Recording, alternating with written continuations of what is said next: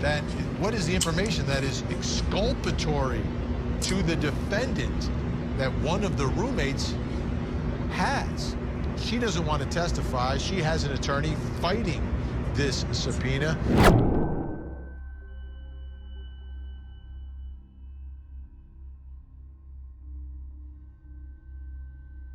There's a lot of chatter about Kohberger's supposed guilt, and much of it comes from people who saw him answer yes to the "I'm guilty" question and took that at face value. The media has been conditioning the public to believe he's guilty, which is frightening because no real evidence or motive has been presented. Trust us, we wanted that to be the case. We've looked for a link and we have not found one. This shows how easy it can be to convict someone in America. Paint them as guilty before a trial. Have people recall a weird encounter, and suddenly you've got a conviction. Bryan Kohberger's childhood friend Thomas speaking to ABC News, describing the Idaho murder suspect as mean in high school, saying Bryan was eager to be seen as dominant. He would just put me in, he would grapple me and put me in headlocks and arm bars and stuff like that. That's exactly why the saying exists. A grand jury could indict a ham sandwich. It highlights how grand juries almost always side with prosecutors when deciding whether to bring charges. Looking at the probable cause affidavit, there was essentially no solid reason to suspect Bryan Kohberger of this crime.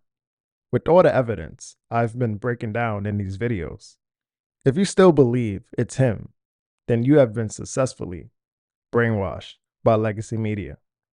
And we began with breaking news about the University of Idaho murder suspect. We now have video of Indiana State Police pulling over Bryan Kohberger. Bryan Kohberger. The evidence against Bryan Kohberger is extremely weak. That's why, during the entire gag order, everything was geared toward framing him as the suspect before the trial even began. In fact, before the trial date was even set, they were already planning to tear down the home. And around the same time, several police officers working on the case suddenly put in for retirement. That's strange, right? You'd expect them to take pride in solving what should be the biggest case of their careers. The gag order itself was another red flag. It wasn't about protecting the case. It was about silencing the public and stopping people from asking hard questions. Don't make me do it. I don't want to do it. He doesn't have to go up the steps. Their points of damage don't match. I'm just gonna say it. It wasn't leaked to me. I earned that. I paid for that funeral. I paid for that. It's my right. You ain't taking that from me. Calm down. If you don't want to say nothing, that's your bet. But don't say I'm leaking anything. I paid that bill. Somebody isn't communicating. There's nothing being released. It seems like they're trying to suppress the story. And while the gag order was in effect, the media worked overtime to paint Kohberger as guilty through books, news clips, documentaries, until the public became conditioned to believe that he must be the killer simply because of the constant exposure. But here's the reality. All of the so-called evidence is purely circumstantial. Then came the interviews with people labeled as friends. If you watched my earlier videos, you know this is a common tactic. Bring in voices close to the accused to make the public think, well, if even their friends believe they are guilty, then it must be true. Do you know, is that Bryan did have anger issues? You could tell there was some off about him. Very quiet, calculated about what he says. Actually very similar to how he walked into court, no different.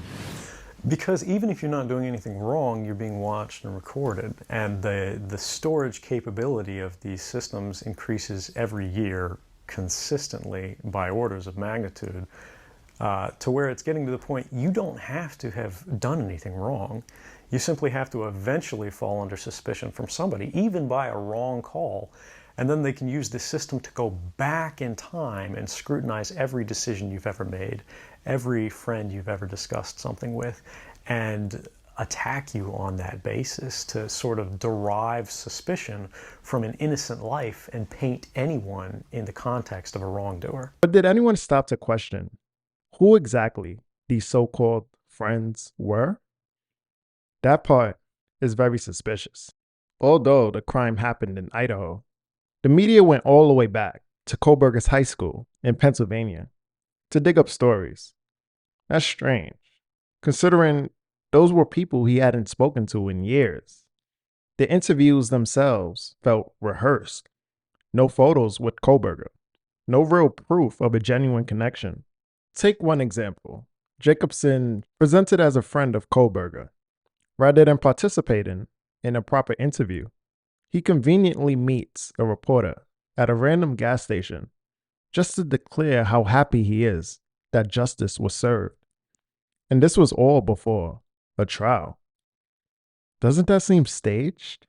I used to go on night runs with him because I didn't want to go running at night by myself. So I would text him like, hey, you want to go for a run? We'd go for 6-7 mile runs at night. So when I saw who it was, I was just in complete shock. I'm still kind of shaking knowing about that. It's just unreal to think somebody could actually do that to somebody. It's absolutely mind-boggling. My adrenaline's still kind of running after finding that information out. So just I feel for the families, and I'm just happy justice can be served now. So. Meanwhile, the positive remarks that went against the narrative were largely ignored.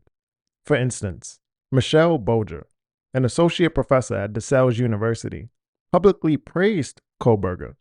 She described him as her best student, a brilliant writer, and someone she personally recommended to a PhD program. Something she said she had only done twice in her 10 years of teaching. Her words were clear. He was one of the best students ever. Everyone is in shock over this. I'm shocked at what he's being accused of. I don't believe it. But I get it. This news is upsetting. I haven't slept at all since hearing about Bryan. Yet, those statements barely made headlines because they didn't fit the image being pushed. It seems like it would have made more sense to speak with people who actually knew Kohberger recently, rather than digging up old classmates from high school. Why didn't they do that? Instead, the coverage leaned on fraternity alumni, certain faculty, and staff who spread negative messaging to control the narrative at Washington State University. One professor even claimed Kohberger was so problematic that if he ever became a professor, he would stalk and assault students, and urged co-workers to push him out of the program. That sounds rehearsed, more like personal dislike than genuine concern, as if they were looking for any excuse to get rid of him. On the night of the Idaho slayings, Kohberger said he was stargazing, which actually fits his personality. He wasn't at the crime scene, and the DoorDash driver admitted she never saw a white Hyundai Elantra, only a tan sedan, and a man with spiky red hair around 4 a.m. But no Kohberger. If prosecutors are certain he returned to the scene at 9 a.m. that same morning, why haven't they released a clear video of him in front of 1122 King Road? If that evidence exists, it would have been the first thing they presented. Instead, they show grainy footage of a car and simply attribute it to Bryan Kohberger. What we do know is that the real targets appear to be the girls who had dropped their sorority, with Ethan as collateral damage. But something feels off about the timing. They carried out the attack during the weekend of Dylan's sorority formal, a time they would have known Kaylee was going to be there. This all seems to be connected to Greek life. Someone clearly knew when Kaylee would arrive, and only a select few had that information. Every victim in the house suffered multiple stab wounds, but Kaylee had additional trauma to her face. This suggests that someone worked with another person to specifically target her. Also, not a single surviving roommate chose to call the police at 4 a.m. Both failed to call. which is highly unusual. Are we really supposed to believe they both went to sleep, woke up at the exact same time, and only then decided to call 911? There was tension between the girls in the house and the sorority chapter. Dylan, for example, couldn't pronounce or spell her roommates' names correctly. Yet, she was crying her eyes out on the scene after cops arrived, which seems very strange. So Ethan, how old is Ethan? I believe he just turned 20. 20? And it's Chapin, C-H-A-P-I-N? Yes, I believe. Okay. Do you happen to know either of their date of birth? No, I know knows Sienna's date of birth. Okay. No worries. And Ethan's also a U of I student? Yes, he is. And you don't see him here right now? You see, but pretty sure he's in that room? I think so. I think it's last told me. I don't know for sure. Alright, and then the two additional roommates that aren't here right now, they're not. That aren't here with you. Yeah. What are their names? Maddie Mogen, M-A-D-D-I-E-M-O-G-E-N. And then Kaylee, K-A-Y-L-E-E. Goncalves, G-O-N-C-L-A-V-E-S. I think that's how you spell it. How old is Maddie? 21. Or 21 or 22, I can't remember. They're both over 21, but I don't know exactly. I think so. How old is Kaylee? Over 21, I believe she's 21 or 22. Sorry, I don't remember. It's okay. You're doing great. Thanks. I'm asking a lot of you, so I appreciate you. You're doing very well. My roommates were up, and we called all of them. They were not waking up, and so me and like, this is weird. So I called and come over, and then that's when all this happened. Who all lives here with you? Me, that one right there. Okay. Who's Xana? Xana is the girl in there. Is the girl that lives this one? Yeah. Okay. Xana, how do you spell her name? X-A-N-A. Do you know if she has a middle name? Alexis, I think. Do you know what her last name is? Kernodal. K. I don't know how to spell it really. K. You know? R-N-O-D-L. K-A-E-R. K-E-R. K-E-R. N-O. N-O. L-E. D-L-E? Okay. X-A-N-A. X-A-N-A. Okay. Ethan, who's in there, he doesn't actually live here, but he's here like almost all the time. Ethan is a male that lives here, and he doesn't actually live here. He's in the room with Xana, I believe. He's in there right now. But he doesn't live here, but he's here a lot. And then there's Maddie, Mogen, and Kaylee up top.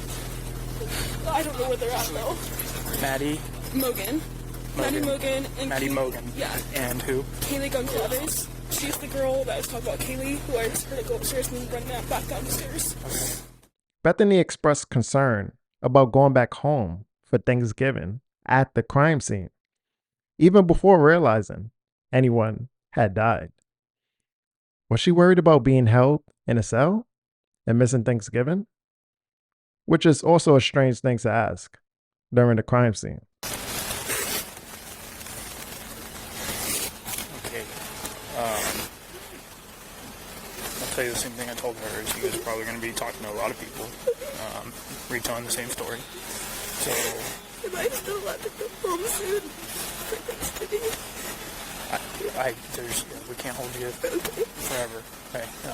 So we'll cross that bridge when it gets there, and the detectives will work with you guys. Okay, the fact that we have a cop approaching Bethany and the first thing that she asks is if she can go home for Thanksgiving, right? Not asking questions about supposedly the roommates that you were supposedly trying to reach for 7 hours. You don't ask questions about these roommates. You ask about break and about going home. That's your priority. Bethany also had exculpatory information for Kohberger's defense. Yet, we never got to hear what she had to say. Notice how she never attended the memorial. Master's here, and I'm going to be reading 2 different letters, one from Dylan and one from Bethany. Or appeared in the courtroom. I'll be speaking on behalf of Bethany, and so, yeah, here it reads. My name is Bethany Funk. And yet, after this entire debacle, she was suddenly nominated as ATO's sweetheart, a pattern strikingly similar to what we saw with the Chapins. Hunter and Maisie. On Sunday night, that fraternity named Ethan's sister Maisie, right there in the middle, their official sweetheart of Sigma Chi. You can see Ethan's brother Hunter. He's like right behind her to the left with his arm up and around a friend. He's standing there behind his sister. He's also a Sigma Chi member. Those brothers then serenaded Maisie with their famous song, Sweetheart of Sigma Chi, and they each presented her with a rose. The song and the ceremony are actually world famous, recorded dozens of times, and actually made into 2 movies as well. Becoming a Sigma Chi sweetheart is a pretty big deal. There is one named for every chapter of the fraternity, and there's an international person who gets that honor as well. The sweetheart can wear the Sigma Chi letters and is considered a beacon of all that the brothers strive to be. And Maisie sounds a lot like her brother Ethan.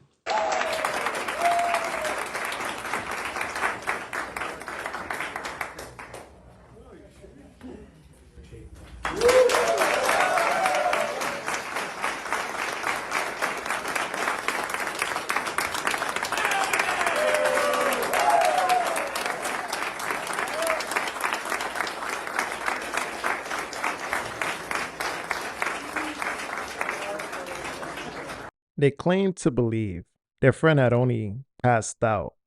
Yet, when police arrived at the crime scene, they never once asked if their friend was okay. Dylan didn't think, if I'm calling Xana, maybe I should check on her since she's closer to my room. Also, according to her story, if she believed there was a man in the house, why would they just lock themselves in their room and go to bed? How could they be sure he wouldn't return? If they truly went to sleep, that suggests they must have felt safe enough to believe the man wasn't coming back. Either way, it doesn't make any sense. Officers also found a latent footprint at the scene. Without people making sure lives are saved first, and maybe there is a footprint that isn't perfect or is gone, or maybe there are these melting chemicals that tracked into the house. But they did say they've got one latent footprint that was discovered with a blood sourcing chemical compound. So Larry Koblinski, thank you. Notice that in this body cam footage, Dylan wasn't wearing any shoes. What happened to her shoes? And what did she do with them? What was going on between the girls? On the night of November 12th, Dylan walked alone to the party at the Whites, named for the white buildings on Taylor Avenue. While Maddie and Bethany left together, Xana and Ethan also left together, and Kaylee stayed behind. Only a few people knew Kaylee would be back in town, and those people were in the house. Reviewing Kaylee's Instagram shows another red flag. Almost every single picture was liked only by Maddie and Xana. Bethany and Dylan didn't even like photos of their own roommate, including the last photo in which Dylan and Bethany was tagged. Even after the slants, they still haven't liked her final post. That seems far from a coincidence. There was clearly turmoil in that house.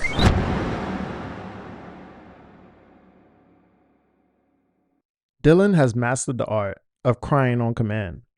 On a 911 call, she cried while on the phone with police. Can I just tell you what happened pretty much? What is going on currently? Is someone passed out right now? I don't really know, but pretty much at 4 a.m. Okay, I need to know what's going on right now if someone is passed out. Can you find that out? Yeah, I'll come. Come on, Bethany, you gotta go check. But we have to.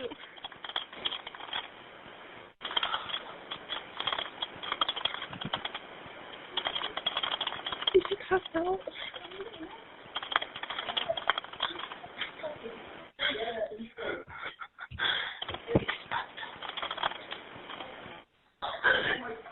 She's passed out. What's wrong? She's not waking up. And again, once the body camera was on, even though it was already 8 hours later. They were in the name of my heart, they're dancing and laughing. Kaylee went upstairs and she screamed because someone in the room. She ran downstairs And I kept calling her name and she wouldn't answer. And then I saw the guy. And she locked the door. And then I ran downstairs to we don't know what's going on. In the courtroom, she still breaks down, even 2.5 years later. Dylan, just take your time, all right?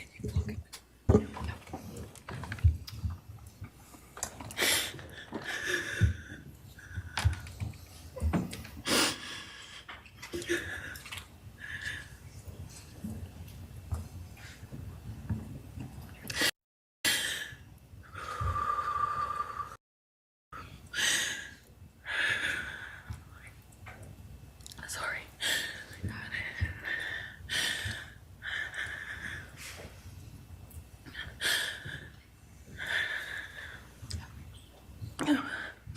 Thank you, Your Honor.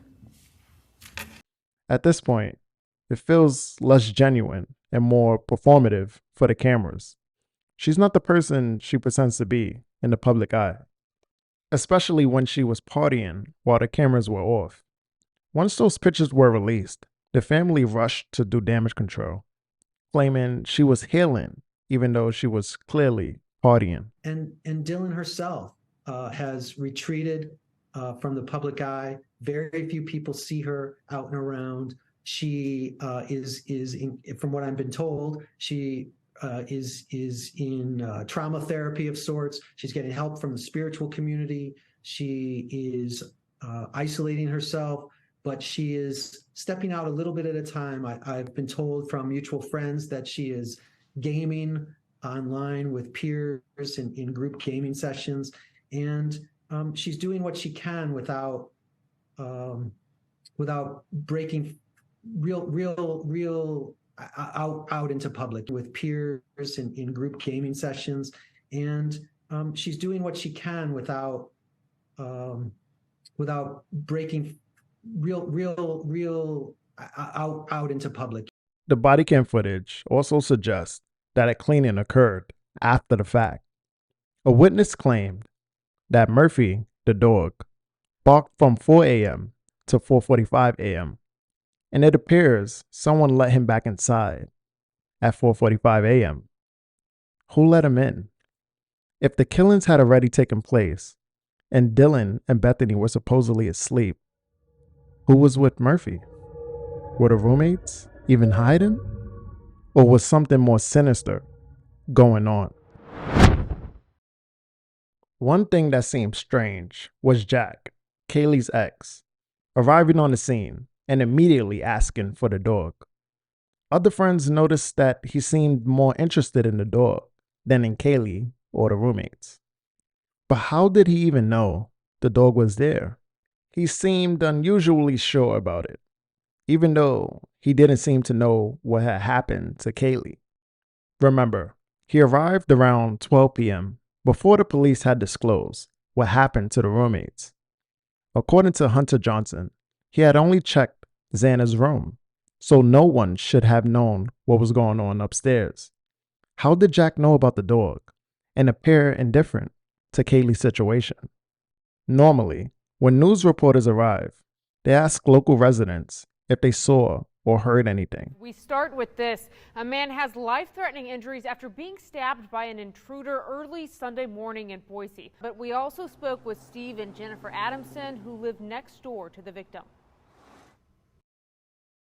Last night, I was woke up about midnight by a blood-curdling scream. I didn't go out to find out what it was because I heard somebody else come up and take care of it.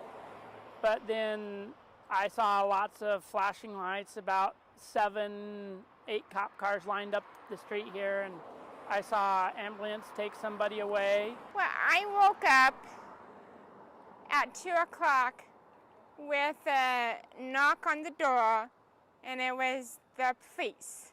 But in this case, very few people seemed willing to speak. Think about it. We haven't seen a single resident on camera give a statement about this case. These are college students, yet no one on the University of Idaho campus seemed willing to be interviewed. Road near U of I's campus, they found the 4 students dead. Moscow Police Chief James Fry also said 2 roommates were home when it happened, but didn't go so far as to call them witnesses, and says they were not hurt. The murders happened sometime early Sunday morning, but Fry did not say why it took so long for someone to call 911 rather. And he also wouldn't clarify who made the call specifically. Now, I spoke with U of I's Dean of Students Blaine Eccles earlier today. He reminded students to take care of themselves. We have drop-in counseling available over at our Counseling and Testing Center up on the 3rd floor, Mary Forney Hall. Students can also call 24 hours a day, 7 days a week to our main counseling number, which is 208-885-6716, and select option 3 in the evenings or weekends, and they'll definitely connect with someone as well. I think it's like 4. What sorority are they affiliated with? I don't know. I do. I don't know if they're associated with it. I don't know. I guarantee you they're associated with a sorority. As many of them are living here, it's an off-campus sorority house. I've been a cop for 22 years here. I'm not stupid. Don't play dumb games with me. I would rather deal with this as a noise complaint than getting a hold of the Greek council and the Greek board and all of that and the dean of students and playing all these stupid fucking games. It almost seems like the entire area knew to stay silent, like the whole town was aware. Even many of the police officers weren't surprised upon arriving at the scene, with the exception of one officer. It suggests that they were familiar with the place and that the neighborhood operates with the code of silence.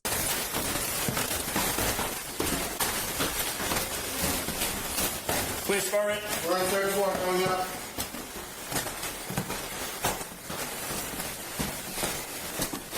We got another. Moscow Police Department.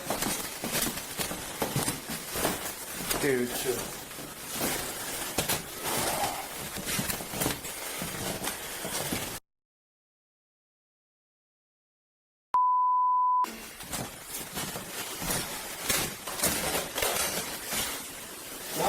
We're clear. Let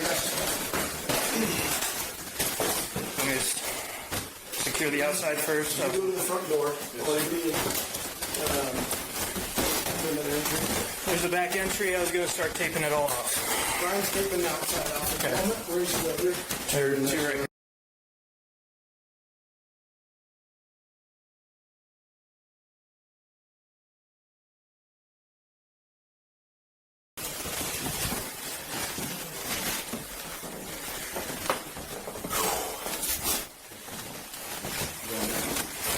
This points to the possibility that the attack was organized, not the work of a single individual like Kohberger.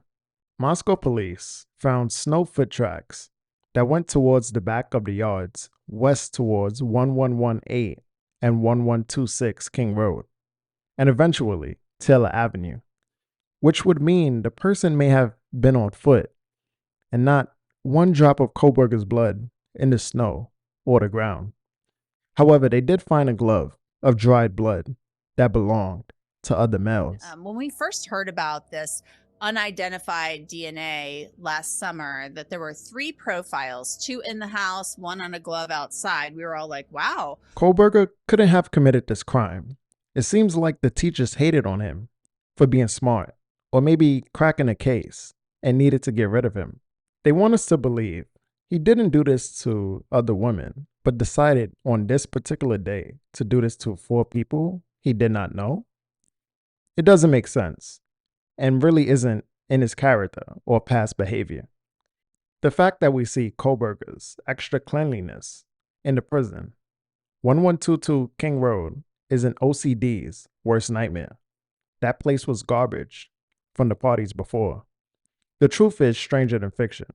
In fiction, Kohberger committed the crime, but the actual truth is more sinister. An entire town out to take multiple lives in order to secure their deep, dark secrets, hidden from the public eye. They knew from the start. They even said they could have caught Kohberger without DNA. A plea deal that there may have been a second weapon involved. What did the task force think? That there was a second weapon used, or was it just the knife? All the evidence showed that there was one singular knife that was used to kill all 4 of the victims. Would you have gotten probable cause to arrest him without the DNA? I believe so. Based on what?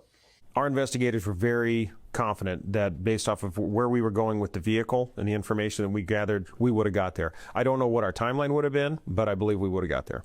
From the moment they were packing boxes into the U-Haul, they left behind little crumbs they thought we wouldn't notice.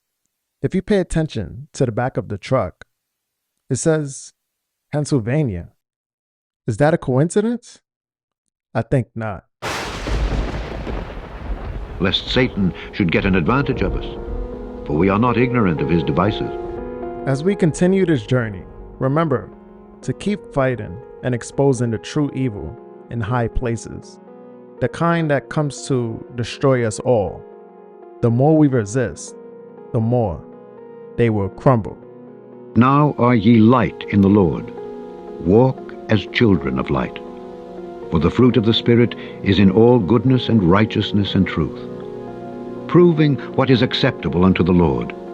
And have no fellowship with the unfruitful works of darkness, but rather reprove them. For it is a shame even to speak of those things which are done of them in secret. But all things that are reproved are made manifest by the light. For whatsoever doth make manifest is light. Wherefore he saith, Awake, thou that sleepest.